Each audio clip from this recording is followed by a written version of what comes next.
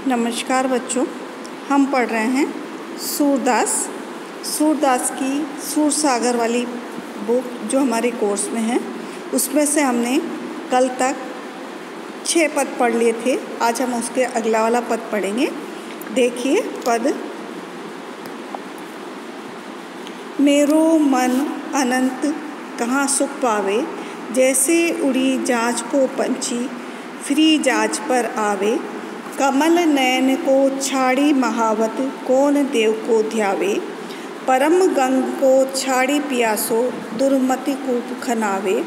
जिह मधुकर अम्बुज रस चाख्यो, क्यों करील फल खावे। सूरदास प्रभु काम धेनु तजी, छेरी कौन दुहावे। प्रस्तुत पद में सूरदास जी सगुण ब्रह्म के उपासक थे और सगुण ब्रह्म की ही आराधना करते हुए कहते हैं कि निर्गुण ब्रह्म अनंत है, उसका कहीं अंत नहीं है। अतः वह सगुण ब्रह्म को ही श्रेष्ठ मानते हैं और उन्हीं की उपासना करते हैं। देखिए पद। मेरो मन अनंत कहाँ सुख पावे।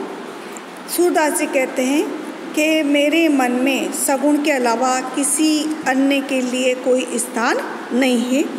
मेरा मन सगुण साकार के अलावा अन्य किसी सुख उपलब्धि को प्राप्त करना नहीं चाहता।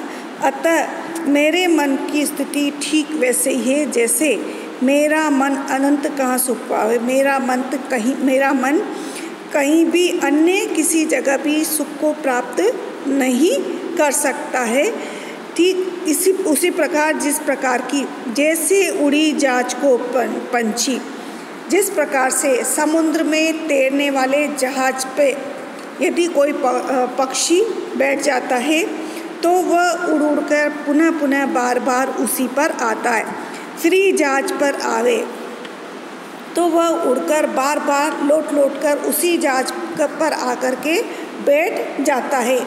क्यों? क्योंकि समुद्र के असीम विस्तार के कारण उसको शरण के लिए कोई स्थान प्राप्त नहीं होता। उसे केवल मात्र वही जहाज उस समुद्र में दिखाई देता है। वो दूसरी जगह जाना चाहता है किंतु पुनः उसे उसी जहाज के ऊपर आना पड़ता है। शरण के लिए उसे कोई भी स्थान नहीं मिलता। वैसे ही सद्गुणवादी भक्त सूरदास भी कहते हैं कि जैसे मेरा मन क्या है, कमल नयन को छाड़ी महात्म और देव को धावे। तो मेरा मन भी उस पंछी के समान ही है जो पंछी पुनः उड़ करके उसी जहाज पर आ जाता है। मेरा मन भी वही है क्योंकि मैं भी जिस कमल नयन की भक्ति करता हूँ, श्री कृष्ण के महत्व वह गरिमा बोध को छोड़ करके किसी अन्य देव की मैं आराधना नहीं कर सकता। मैं किसी देव को नहीं मान सकता। जिस तरह से जहाज पर उड़ने वाला पक्षी उसी जहाज पर आकर के स्थिर टिक जाता है, उसको और कहीं आश्रय नहीं मिलता, उसी तरह सूरदास जी कहते हैं कि मेरा भी आश्रय कहीं और नहीं है। मैं भी कमल ने श्री कृष्ण के महत्व व गरिमा बोध को छोड़कर किसी अन्य देव का ध्यान नहीं कर सकता। परम गंग को छाड़ी पियासो। परम गंग को गंगा को छोड़ करके जिस भक्त ने ऐसी गंगा का पानी पी लिया तो वो कौन भक्ति या कौन दुर्मति होगा, दुर्मति कूप खरावे। ऐसा कौन दुर्बुद्धि होगा कि वह गंगा को छोड़ करके दूसरा नया कुआं खोद करके उसके पानी पीने का प्रयास करेगा। तो ऐसा कोई भी नहीं हो सकता। जी मधुकर अम्बुज रस चाख्यो। और जिस मधुकर ने, जिस भ्रमर ने, मधुकर यानी भ्रमर, जिस भंवरे ने कमलों के पराग का पान कर लिया हो, वह क्यों करील फल खावे। तो वो करील के फल का सेवन क्यों करेगा, अर्थात वह करील के फल को नहीं खाएगा। अतः जिसकी आराधना कर लिए, जिस आराध्य को ध्यान लिया है तो वो उसी आराध्य को ध्याना चाहेगा, वो किसी अन्य में सुख की प्राप्ति नहीं कर सकेगा।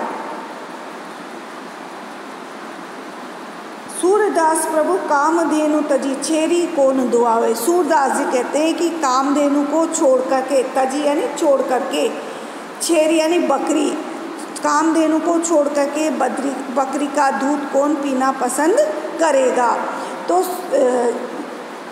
सूरदास जी का कहना है कि सगुण ब्रह्म सहज उपलब्ध हो जाते हैं, सरल है, सेव्य है और निर्गुण कष्ट साध्य है, अशरीरी है, अगम्य है होने के कारण न तो वो सेव्य है और न संतोषी देते हैं। यही कारण है कि सूरदास जी को अपनी एक प्रतिपादन के लिए इतने दृष्टांत देने पड़े, यानी अपनी बात मनाने के लिए सूरदास जी को इतने उदाहरण देने पड़े।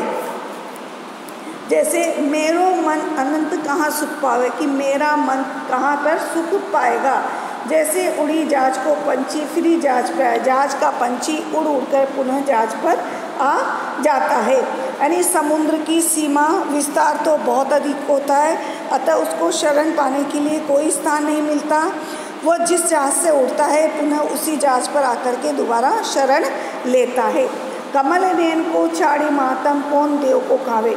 कमल नयन कृष्ण के महत्व की गरिमा को छोड़ करके किसी अन्य देव की वो आराधना करना नहीं चाहता। निर्गुण ब्रह्म असीम है, सागर सा अनंत है और कवि का मन कमल नयन श्री कृष्ण में अटका हुआ है, जो कि सगुण ब्रह्म परम गंगा के समान है। सबकी प्यास बुझती है और उनके पास जाने से सबकी प्यास बुझती है। प्रस्तुत पद में उपमा, रूपा, दृष्टांत अलंकारों का प्रयोग हुआ है। सूरदास ने सगुण ब्रह्म की उपासना करी है और उसे ही यहाँ पर दर्शाया गया है।